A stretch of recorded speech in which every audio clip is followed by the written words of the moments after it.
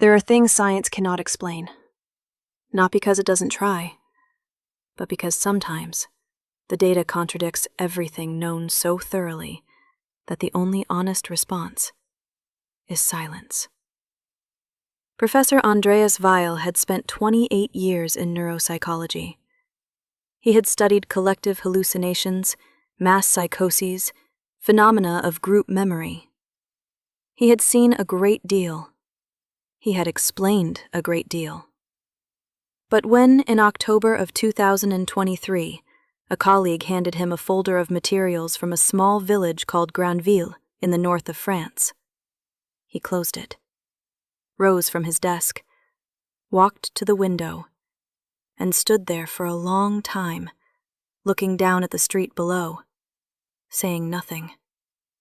Inside the folder were transcripts, 231 transcripts, one from each resident of the village, all dated the same morning, the 9th of September, 1994. And in every single one, word for word, was a description of the same dream. Not a similar dream, not dreams on a similar theme, the same one, identical, down to the smallest detail. The professor would later say that in 28 years of practice, he had never encountered anything like it, that he had several theories, that none of them satisfied him. And that one detail from those transcripts had kept him from sleeping ever since. But this is not the beginning of the story. To understand what happened in Granville that night, we need to go back, 30 years back, to a village that lived its quiet, unhurried life, and to the night after which it was never quite the same. The village of Granville sits away from the main roads. That is important to understand from the start. Not a picturesque retreat for tourists, not a quiet suburb of some larger town, but genuinely away. A narrow road branching from the highway toward the northeast, 7 kilometers through fields and sparse woodland, and then the village. Stone houses, an old church with a bell tower, a small square with a fountain that had not worked for 20 years. In 1994, 231 people lived here. Not seasonal visitors, not newcomers, people whose families had been rooted here for generations. Farmers, a handful of craftsmen, a school teacher, a general practitioner, a priest. A community where everyone knew each other by name, where news spread not through newspapers, but through conversations at garden fences and across the counter of the single grocery shop. A place without any particular history, without legends, without anything to draw the outside world in. Just a village, just people, just life. The September of that year had been warm and dry. The harvest came in earlier than usual, and the village settled into that particular post-harvest stillness that only comes at the end of summer. When the work is done, the worry has lifted, and there is nothing left to do but breathe. The evenings were long. People sat on their porches well into the night, talking, drinking wine. On the 8th of September, nothing happened. Nothing at all. That would later matter, the fact that the day had been entirely ordinary. No incidents, no strangeness, no events that could have explained what came in the night. People ate supper, washed up, checked on the children, went to bed, and fell asleep. All of them, on the same night. And on the morning of the 9th of September, the village woke up different. No one understood this at first. It began with a strange conversation between 2 neighbors at the well. Then another, outside the shop. Then someone went to fetch the priest. Then the doctor. Then people began gathering in the square, talking, comparing, their voices growing quieter and quieter. Because they understood. All of them had seen the same thing. Marie Dubois was the first to say it out loud. She was 53 years old, a farmer's widow, calm and practical, not given to sentiment or invention. Her neighbors respected her precisely for this, for her directness, her reliability, for the fact that she never said anything she didn't mean. That morning she met her neighbor at the gate and said simply, without preamble, "I had a strange dream, a very strange dream." The field east of the village, night, an enormous moon, and a tree in the middle of it, a tree that has never been there, old, black, without a single leaf, and beneath it, someone standing. Her neighbor stopped, looked at her for a few seconds, and then said, "So did I." For the first few hours it seemed like nothing more than a coincidence, a curious, slightly odd coincidence, the kind that happens between people living side by side, breathing the same air, thinking about the same things.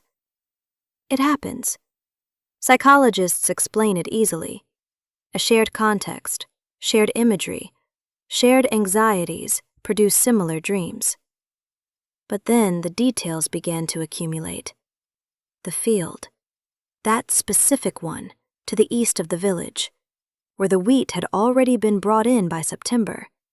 The moon, full, low, nearly touching the horizon.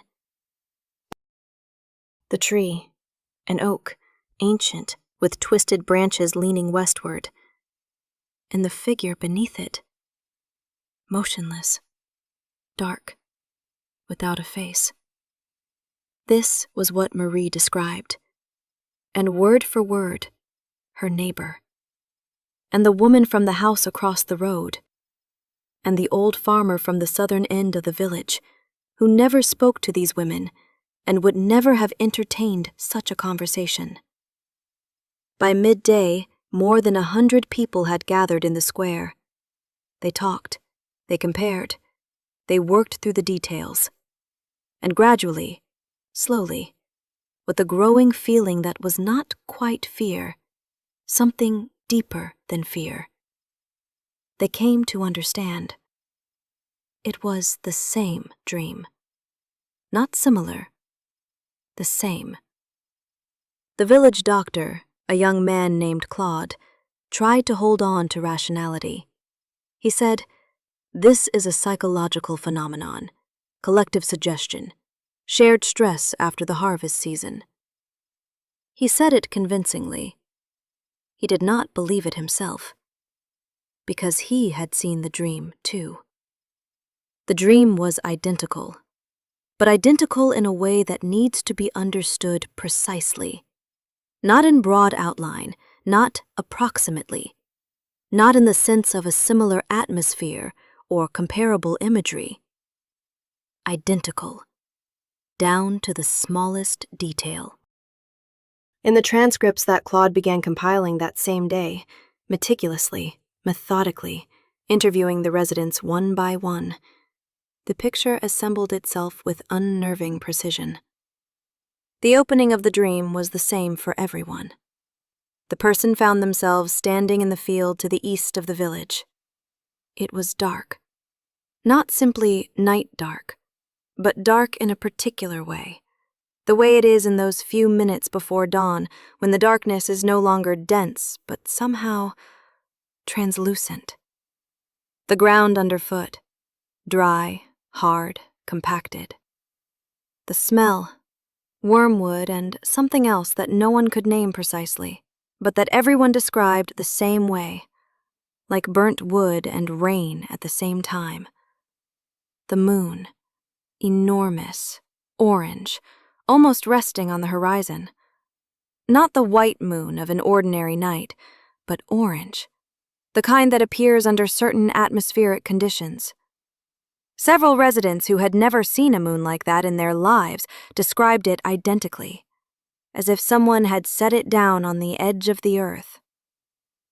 The tree stood in the center of the field, an old oak, vast, with broken branches leaning westward, dark bark, almost black, no leaves, roots rising from the ground, several roots, like fingers gripping the soil.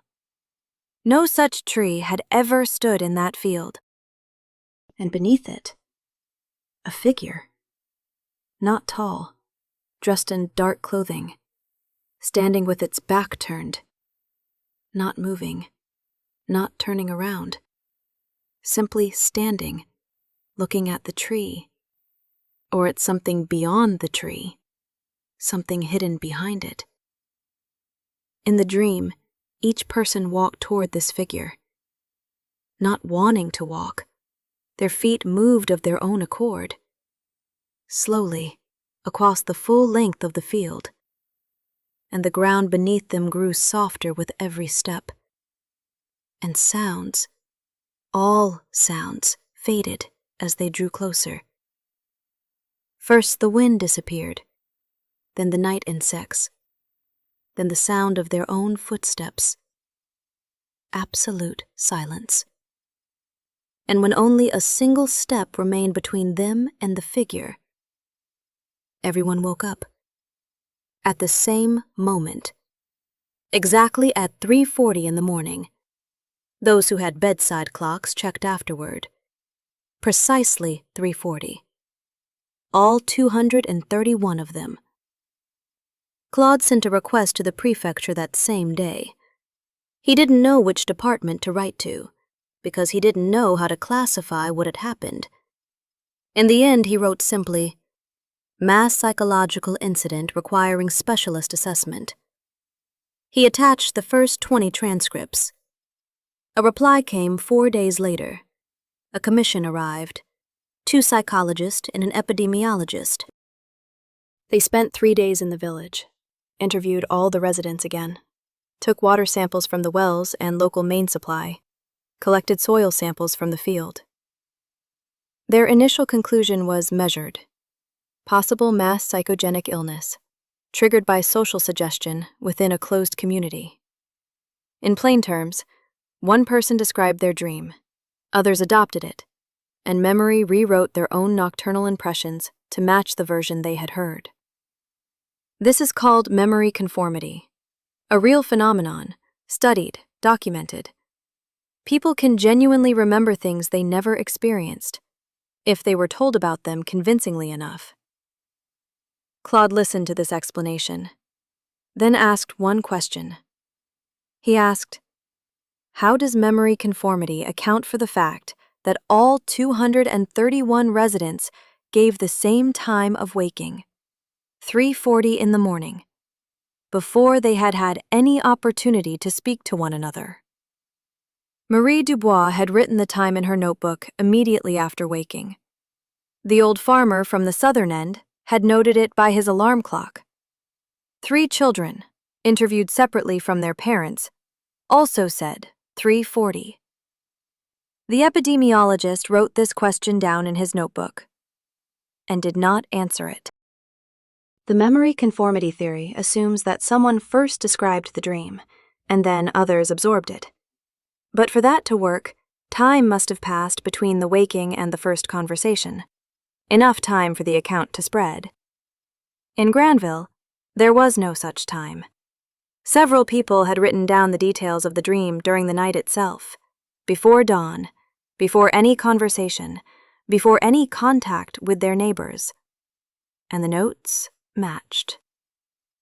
On the 3rd day after the incident, the commission went out to the field. They took Claude and 2 of the oldest residents, those who had known this land longer than anyone. They walked in silence, through dry stubble, under a gray September sky. The field was empty. Of course, empty. No tree. Flat, open ground, sown and harvested, the same as any other year. One of the psychologists examined the central area of the field carefully. the spot that all the residents had pointed to in their transcripts as the place where the tree had stood. Nothing. No traces. No hollows, no roots, no disturbance of the soil. He was already turning back. One of the old men stopped him. Without a word, he knelt down in the middle of the field, took a handful of soil, and looked at it for a long time, then said quietly, "There was a tree here. Not now, but there was." The psychologist asked, "How do you know?" The old man explained, "The soil here is different, darker, richer. That happens when a tree has stood somewhere for a long time and then been removed. The roots decay, and the earth above them changes." The epidemiologist took additional samples from exactly this spot. The laboratory analysis returned 2 weeks later confirmed it. In the central area of the field, within a radius of approximately 3 meters, the soil composition was indeed different. Elevated organic content, consistent with the long presence of a large root system. They searched the land records. According to the documents, the field had belonged to one family since 1880. No tree was mentioned in any of the records. But in the earliest inventory, dated 1880, there was a single line: plot cleared, stump removed. A stump, which meant a tree had stood here before 1880, more than 100 years ago. And 231 people had seen it in their dreams, precisely where it had once grown, knowing nothing of this. The information left the village with surprising speed, not through the press, through academic channels first. One of the commission's psychologists mentioned the case at a conference in Lyon, without naming the specific location. And that was enough. Within a matter of weeks, people began arriving in Granville. Psychologists, neurobiologists, a specialist in collective behavior from a university in Amsterdam, several journalists who were asked to wait. The village received all of this without enthusiasm. The residents answered questions, patiently, in detail, but with growing weariness. They no longer knew what to think. The first days after the incident had passed in a state of bewildered agitation, when an event so far outside the ordinary has not yet become a burden. Then the wait arrived. Not fear, precisely wait. Marie Dubois would say later in one interview, "It is as if something happened to you that you cannot explain and cannot forget. Every night you lie down and think, what if it happens again? And you don't know whether you want it to or not." The scientists proposed several theories. The first, already familiar, memory conformity and social suggestion. Already examined, already insufficient. The second, infrasound. Low-frequency sound waves, inaudible to the human ear, capable of inducing anxiety, hallucinations, and a sense of an unseen presence in people. Geological faults, industrial installations, natural phenomena, all can be sources of infrasound. Specialists examined the area.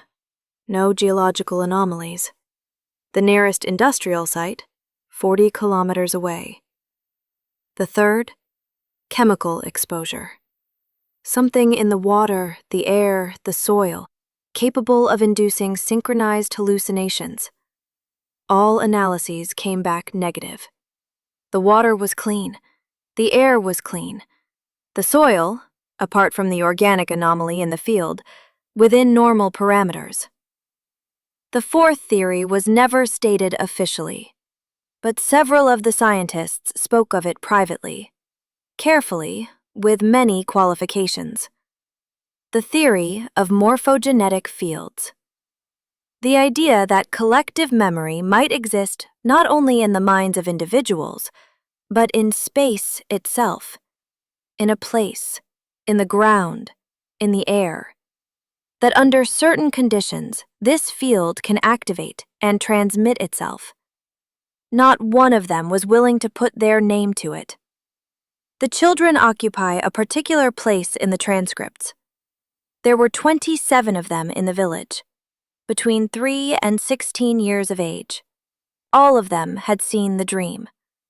This matters in itself, because children, in the theory of memory conformity, should have been the most vulnerable. They are the most susceptible to suggestion, the most likely to absorb another person's account, the most likely to forget the original and replace it with a version they have heard. But the children were interviewed separately from the adults, strictly separately. The psychologists had insisted on this from the very beginning. Their descriptions matched those of the adults, all of them, including a 3-year-old girl who could not yet speak in complete sentences, and whose mother described what had happened like this. She woke at exactly 3:40, cried for approximately 5 minutes, then grew calm and said one word that she repeated for days afterward. Tree. But the strangest detail was not this. A 16-year-old boy named Pierre was the only resident of the village who had not been asleep that night. He suffered from insomnia, and on the 9th of September, he lay in his room with his eyes open, listening to the silence outside. He had been awake since 11 in the evening and did not fall asleep until after dawn. The commission interviewed him separately and at length. Pierre said he had seen no dream, because he had not been asleep. But around 3:40 in the morning, lying in the dark with his eyes open, he had suddenly felt something strange. Not seen, felt. As if something very large and very quiet had passed through the village. Like a wave. But not through water, through the air, through the walls, through him. He said it lasted perhaps a second, and then everything was as it had been before. The scientists left, the journalists wrote their articles, the village remained, and life continued, outwardly much as it had before. The same houses, the same faces, the same conversations at the fence. But something had changed. Not in the village, in the people. Something very quiet and very irreversible. Marie Dubois would say that she could no longer look at the eastern field in the same way. The Dr. Claude would admit that he had stopped eating before bed because he was afraid of sleeping too deeply. The old farmer from the southern end of the village, who had been in his 70s, would die the following spring, of heart failure, of age, of everything at once. At the funeral, his son would say that in his final months, his father had often spoken about that field, always quietly. He never explained what troubled him. Pierre, the 16-year-old boy with insomnia, would leave the village a year later. He would go to university in Toulouse, study the neurosciences. Much later, he would write a small academic paper, very careful, hedged with qualifications, about the phenomenon of synchronized experience in closed communities. At the end of it, there would be one sentence that he almost cut, and then almost laughed, and then finally kept. I cannot explain what happened in my village. I am trying to. And on the 8th of September the following year, exactly 1 year after that night, several residents of Granville found they could not sleep. They did not speak of it publicly, but later, in private conversations, they admitted it to one another. There had been an anxiety, strange, causeless, building as the night drew in, as if the body remembered something the mind had almost managed to forget. Most of them did fall asleep that night, and most of them dreamed of nothing. Almost all of them. Andreas Weil received the Granville materials from a colleague in 2023. The colleague wrote briefly, "Take a look when you have a moment. I'd be curious to know what you think." Weil looked over the weekend. He read everything, all 231 transcripts, all the commission's analytical reports, all the laboratory analyses, Pierre's paper, the newspaper clippings, the photographs of the field. It took him 2 days. On the third day, he called his colleague, said, "This is the strangest material I have encountered in 28 years. He laid out all the theories methodically, clearly, as he always did. Memory conformity fails for the reasons already set out. Infrasound, not confirmed instrumentally. Chemical exposure, excluded. Psychological epidemic, does not account for the synchronized waking. Something else remained. Weil referred to it by a working term, resonance phenomenon. The idea that under certain conditions, the nervous systems of several people occupying the same space might synchronize, not metaphorically, but literally, at the level of neural activity, like tuning forks beginning to vibrate in unison when struck by the same wave. This is not a recognized scientific concept. It is a working hypothesis, contested, unproven, resting on very thin foundations. But it was the only one that offered even a partial account of the mechanism, not the content of the dream, the mechanism of its transmission. The content remained without explanation, because for 231 people to see the same dream, a dream featuring a tree that no longer existed and a figure that no one knew, that image would have had to come from somewhere. From where? Weil told his colleague, "There is one detail in the transcripts that troubles me. Something I cannot fit into any version I have." The colleague asked, "Which detail?" Weil was quiet for a moment, then said, "I would rather show you in person." Professor Weil arrived in Granville at the end of October 2023, alone, without a team, without equipment. He simply came to see the place, to speak with those who were still there and still remembered. Most of the residents from that night had left or died. The village had grown younger, new families, children who had not been born then. But a few remained. Marie Dubois, now well into her 80s. 2 or 3 others from those who had seen the dream. Weil spoke with them at length. And then he went to the field. October had turned cold. The sky was low, the earth already dark from the first autumn rains.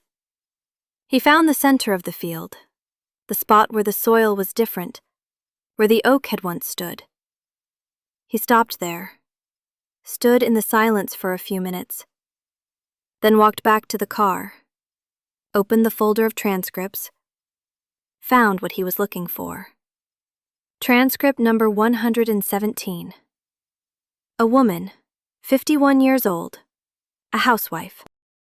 At the very end of the dream description, after all the standard details, the field, the moon, the tree, the figure, the silence, the waking, there was one additional line. The woman had added it almost as an afterthought, almost apologetically. She had written, "Just before waking, when only one step remained between me and the figure